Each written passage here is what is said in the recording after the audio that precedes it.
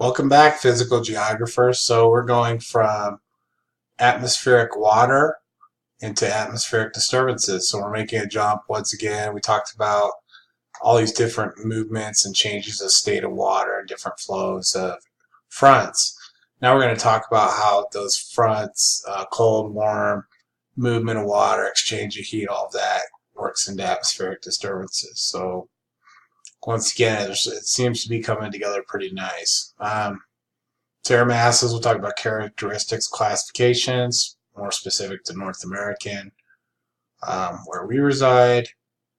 And we'll get into stationary fronts, occluded fronts also, and talk about major atmospheric disturbances like we've experienced in North America. North America is very unique in the fact we see about every hazard that exists in the world. We have the most diverse set of hazards. Also, mid-latitude cyclones, characteristics, movements, life cycle also. Okay. Anticyclones, we also touched a little bit on that last chapter, along with cyclones, first process. And then we get into hurricanes and some localized severe weather, anywhere from thunderstorms, tornadoes, to severe storms. We're watching that front, that kind of thing. Okay? Okay, so air mass is large, distinct parcels of air.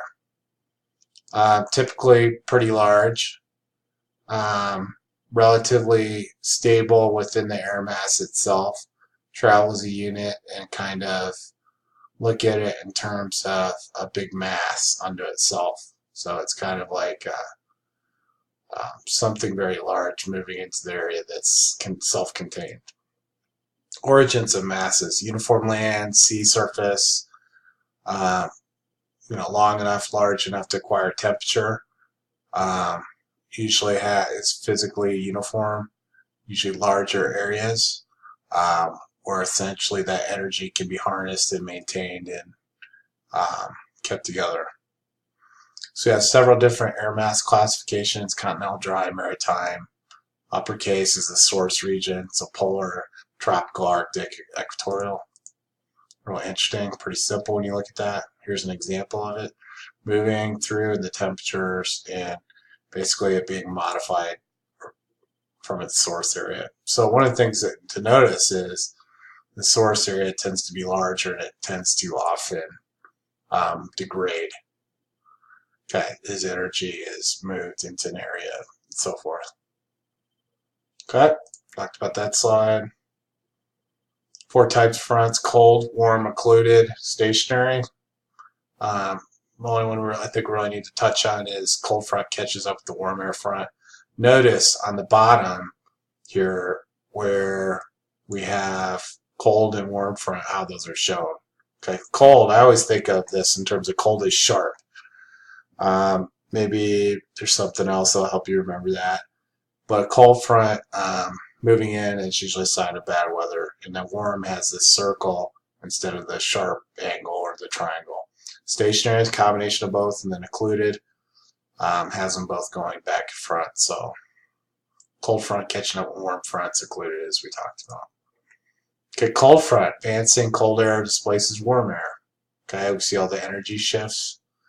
Warm front, usually replacing cold air, usually goes upslope on typical situations unless we have a temperature inversion. Warm air usually is higher than cold air. Okay, atmospheric disturbances. This is where we really get into the meat of the chapter, the core of the chapter. Smaller than components of general circulation, vary greatly in size. We see some smaller, some larger. Usually enough to be an air mass, though, is usually pretty large. Mid-latitudes, we often see different types of disturbances. We see really the competing interests from the Hadley cell and what happens in the equator as far as heating up. And then we see the shifts on the polar. We talked about polar easterlies. So we see a lot more disturbance in the mid-latitudes just because of the competition and the variation or variance in temperature, which causes a lot of airflow movement. Plus, we also see a lot of the torque caused by the Coriolis effect. Torque, twisting, circulation, sort of in a circular fashion. Okay, so mid-latitude cyclones tend to be pretty large, through 30 and 70 degrees. The rest we can read on that. Clouds and precipitation, two zones of cloudiness and precipitation, usually overlaps the center of storm, extends outward. Okay. Moves with westerlies. A lot of the fronts that we see go west to east in the United States, which when we have tornadic activity, that is indeed the case, almost always. Seasonal paths, more towards the equator, more poleward in summers, more equator towards the equator in winters. Okay, so what's a good example of that? So we look at some of the hurricanes that we've had. They've come up the coast on the east coast and essentially gone northerly at the beginning of the summer months. It's usually when we see that activity, so that's a good example of that. Creation of cyclone linked to upper troposphere near polar jet streams with cyclogenesis. Occlusion, storm dissipates in an occluded front. Cold air trying to catch up with warm air, catches up and essentially dissipates. Mid-latitude cyclones, conveyor belt of mid-latitude, unstable activity. We talked about that before. Notice that most of that's happening in the jet stream, which is the real high movement activity of air between 30,000 and 40,000 feet, which we talked about in the previous chapter. Okay, so mid-latitude anticyclones, east to west, diverging patterns. Basically, we have a little bit of a reversal from cyclone. We can see samples of that.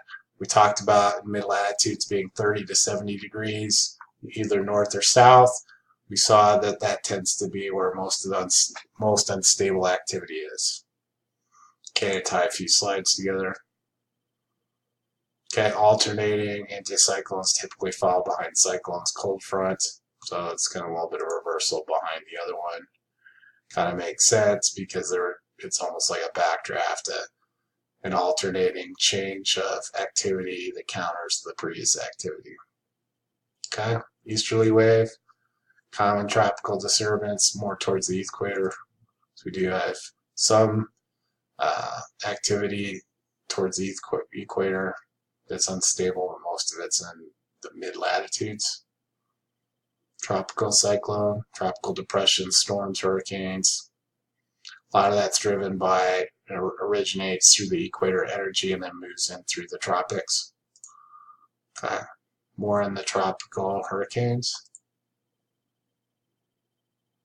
We have the ITCZ, which is around the equator, 10 degrees north and south, essentially where most of the energy is stored, where we talked about the Hadley cells. Hurricane lifespan, here's the example of Katrina coming from the south, going up northerly, like we talked about, most unstable activity in the mid-latitudes in the summer, and the northern hemisphere travel north. Perfect example. Okay, then we have a hurricane scale that we use, Saffir-Simpson. 1 is least severe, 5 is the most. Can help define storm surges. Storm surges like we saw in New Orleans, unfortunately, go over the wall. Very, very damaging. Here's some examples of Hurricane Katrina in 2005, which we were just talking about, the storm surge going over the wall. One of the problems that New Orleans and that southern coast has is some of the land is actually beneath sea level, so it makes it very challenging to build a wall to keep hurricanes or tsunamis created from hurricanes. Really makes it difficult to control them. Okay, Sandy, another example, storm, basically tying up the East Coast, New Jersey and New York City. There's a lot of publicity about that with Barack Obama and the New Jersey governor, Chris Christie, working together quickly to try to get the boardwalk region basically have a bunch of relief and assistance for it. Another sad, disastrous event. Okay, so hurricanes also have their ranking scales. They have the Atlantic multi-decadal scale, so it has another ranking for that.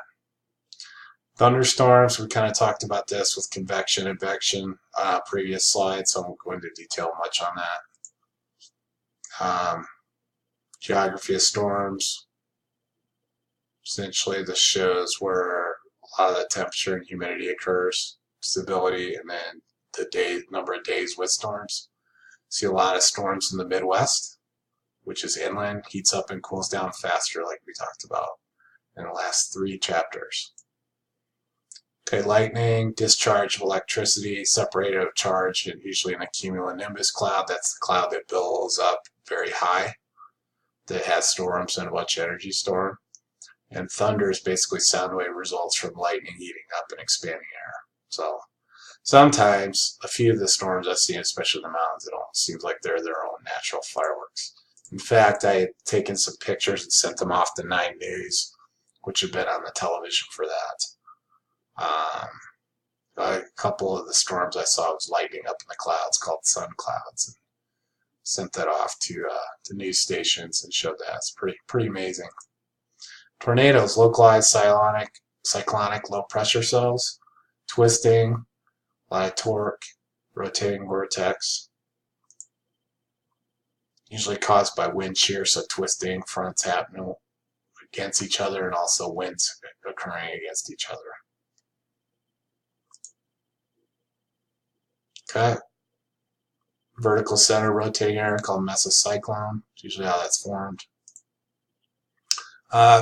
Very quick story how I got into GIS. I ended up actually doing the hazardous mapping for Shawnee County out in Kansas, where the capital is, and their hazard analysis got into all the mapping. And the school I went to undergraduate at was Washburn University, and June 8, 1966, it was totally leveled by a tornado. So I kind of have some deep root ties to this kind of thing, and I kind of feel like that's how I got into geography and GIS and all that.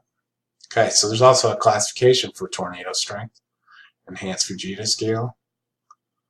The real incredible ones are EF4s and 5s, not too many. Most are pretty light to moderate. Okay, I think we'll wrap up on that. I hope everybody's doing well.